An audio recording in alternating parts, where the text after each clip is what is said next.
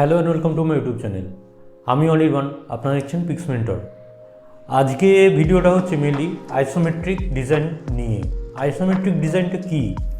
Isometric design হচ্ছে 3D perspective design, কিন্তু 2D object নিয়ে।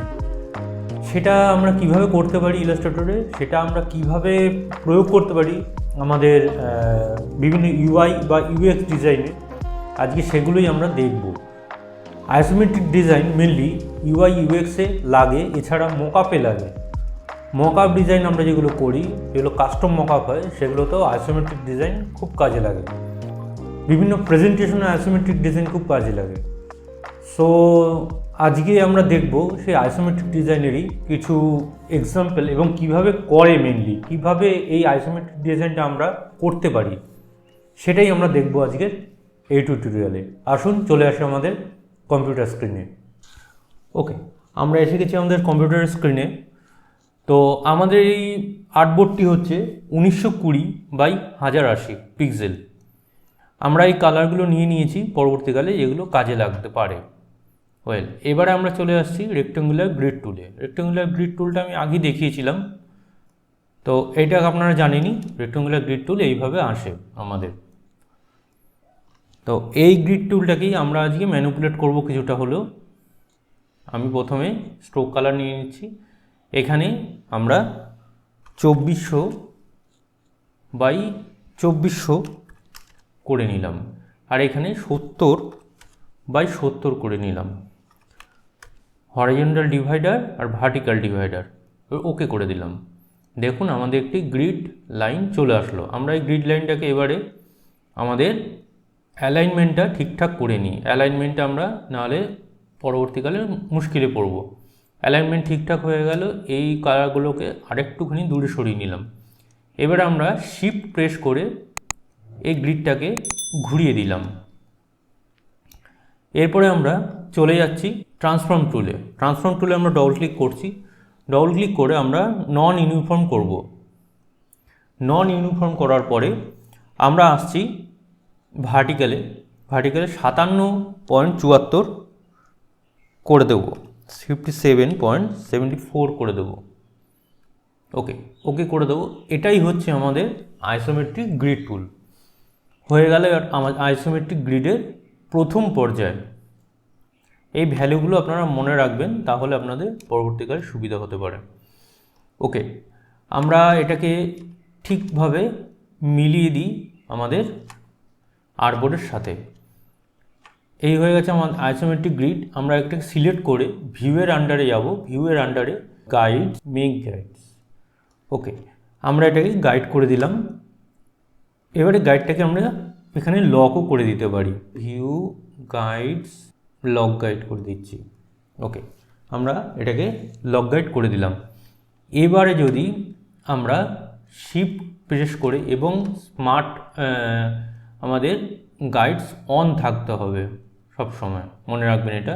আমরা প্রথমে এই কালারটিকে ধরে নিলাম। এই কালারটিকে ধরে আমরা একটি এইখান থেকে ধরলাম এবং ধরে সোজা এইখানে চলে আসলাম।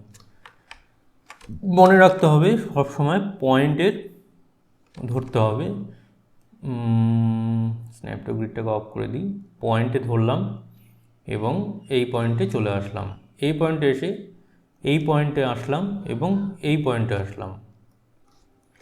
দেখুন আমাদের কিন্তু প্রথম আঁকাটি আমাদের কমপ্লিট।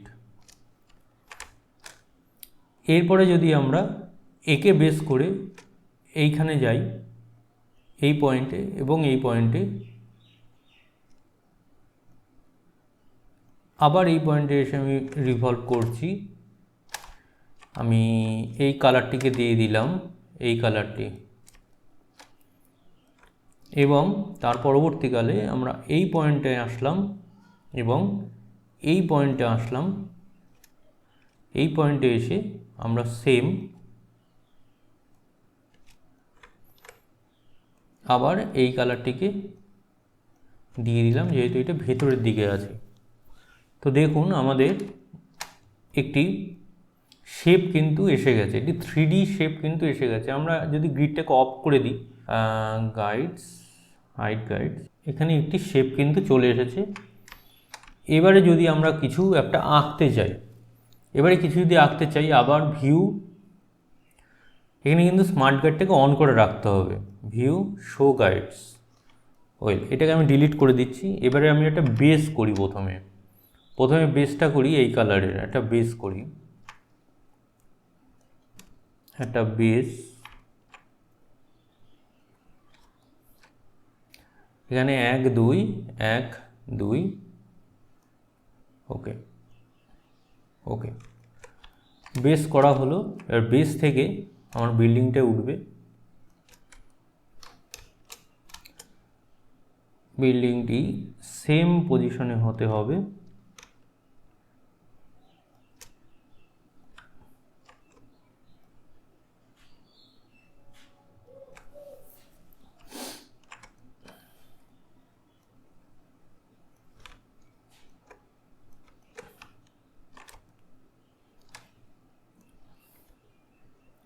আবার এই দিকে এই কালারটিকে দিই।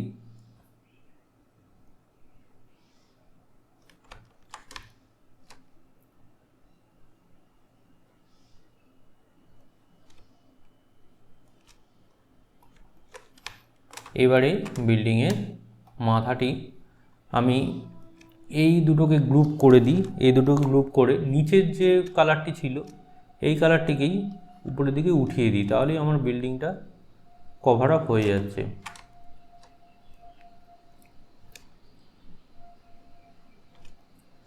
দেখতেই পাচ্ছেন আমার বিল্ডিংটা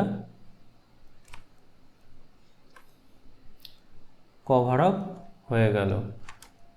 এবারে যদি আমি এই কালারটিকে একটি ত্রিভুজ করার চেষ্টা করি, তাহলেও কিন্তু আমরা করে নিতে পারবো। এবারে আমরা এখান থেকে সেম এখান থেকে কেটে দিতে পারি। এখান থেকে শেপ টুল নিয়ে, শেপ টুলের সাহায্যে আমরা এদিকটা কেটে দিলাম। এদিকটা একটু ডিপ কালার দিয়ে দিচ্ছি আমরা, এদিকটা এই ব্লুটা দিয়ে দিই। ওকে, নেক্সট যদি আমরা এটাকে আবার নামিয়ে দিই, এটাকে গ্রুপ করাই ছিল, আমরা নামিয়ে দিলাম শিফট আর অল্ট প্রেস করে আমরা নামিয়ে দিলাম। এবারে আমরা চাইছি এখানে একটি ডিভাইডার হোক। কি করব, প্লেন আমি আবার একটি আইসোমেট্রিক ডিজাইন এঁকে নিতে পারবো।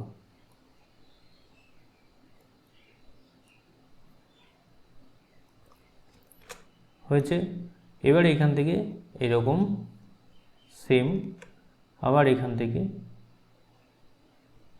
সেম আমি এঁকে নিলাম। এবার যদি আপনি চান তাহলে এটাকে মিলিয়ে দিতে পারেন এবং উপরে একটি কালার করে দিতে পারেন, যাতে এর বেস মনে হয়, একে মনে হয় যে এই মোটা, এর বেসটা আছে উপরে। ওকে, আর এইখানে আপনি একটা ডিভাইডার করে দিন, তাহলেই আপনার 3D চলে আসছে। এখানে একটি ডিভাইডার করে দিন আপনি, একে আলাদা করে দিন, ব্যাস আমার কাজ সম্পূর্ণ। একে আর একটু হালকা কালার করে দিন, হালকা কালার করে দিলাম, আর একে ডিপ করে দিলাম। দেখুন এবারে আমি ভিউ থেকে গাইডস, হাইড গাইডস করি। দেখুন আমাদের একটি ডিজাইন কিন্তু সম্পূর্ণ হয়ে গেছে। এইভাবে এবার আমি যদি বেসটা করি, আবার ভিউ শো গাইডস, এবারে আমি আমাদের বেসটা করার দিকে এগোবো।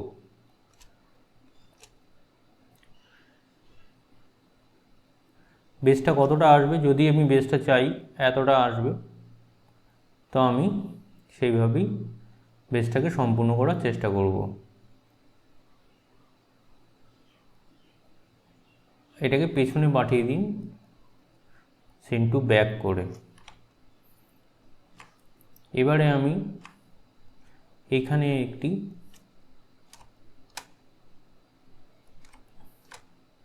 বেস করে দিচ্ছি।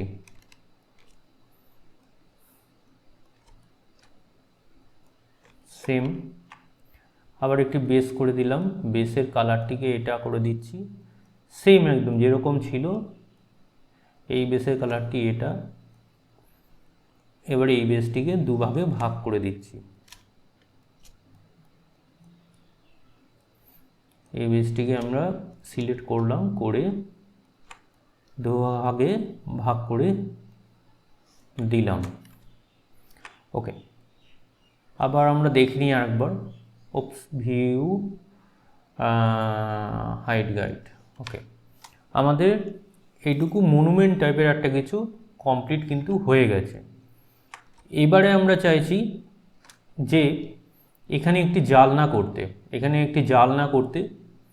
এখানে কিছু কিছু জালনা বা কিছু দরজা কিছু একটা করা যেতেই পারে। তো তার জন্য আমরা ইউজ করব অ্যাকশন। আমরা তিনটি রেক্ট্যাঙ্গেল আমরা নিয়ে নেব কন্ট্রোল ডি এর সাহায্যে। প্রথম রেক্ট্যাঙ্গেলটি আমরা শিফট টিপে নিয়ে নিলাম, তারপর এটি কন্ট্রোল ডি টিপলাম এবং কপি পেস্ট সেম জায়গায় হয়ে গেল। এবং আমরা তিনটি কালার নিয়ে নিলাম ওই রেক্ট্যাঙ্গেলগুলোকে বিভিন্ন কালার করে দেওয়ার জন্য, যাতে বিভিন্ন শেড ওই রেক্ট্যাঙ্গেলগুলোকে দিতে পারি। যেহেতু আমাদের টাওয়ারটি একটি হাইলাইট শেড আছে, একটি ডিপ শেড আছে, সেহেতু আমাদের উইন্ডোগুলোকেও হাইলাইট এবং ডিপ শেডও দিতে হবে। এরপর আমরা চলে যাচ্ছি ভিউ এবং অ্যাকশনসে। আমি এই পুরো পদ্ধতিটিকে ফাস্ট ফরওয়ার্ড করে দিচ্ছি যাতে আপনাদের দেখতে এবং বুঝতে সুবিধা হয়। এছাড়া ভ্যালুগুলোকে নোট ডাউন করে নেবেন, তাহলে আপনাদের আরও সুবিধা হতে পারে।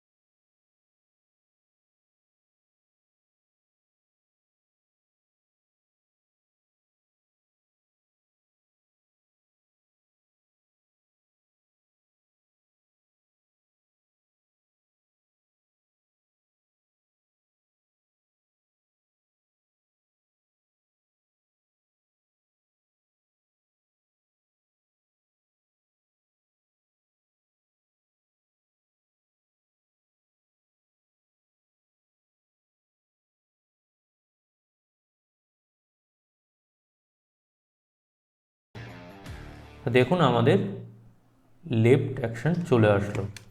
এবার আমরা একটু ছোট করে দিই, ছোট করে দিলাম, একটু উপরে উঠিয়ে দিই। আচ্ছা, এখানে যদি আমি এবারে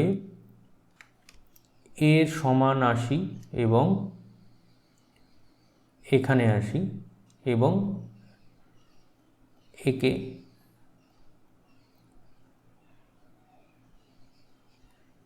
এর সমান করে দিই, তাহলে আমার এখানে একটি শ্যাডো গঠন হয়ে যাবে। শ্যাডোটাকে আমি করে দিই। ওকে, নেক্সট হচ্ছে আইসো রাইট। আইসো রাইটের জন্য একেই ধরবো এবং আইসো রাইটকে ধরবো, ওকে করে দেবো। দেখুন আমাদের আইসো রাইটটাও কিন্তু এসে গেছে।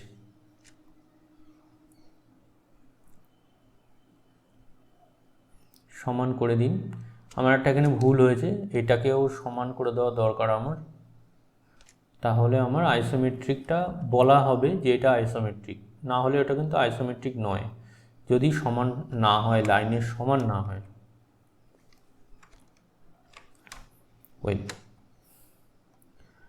এখানেও আমি সেম উইন্ডো আর একটি এঁকে দেব।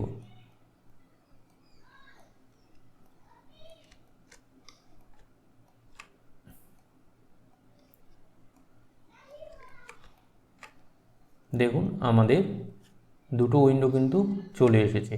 এই টপটা করেছিলাম আমি এই জন্য, একে কমেন্ট দেওয়ার জন্য।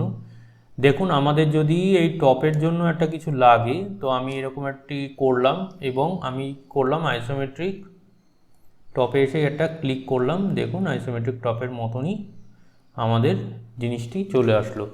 তো অ্যাকশন ব্যাপারটা খুবই ভালো, আপনারা নিশ্চয়ই আমার ফার্স্ট ভিডিওটি দেখেছেন।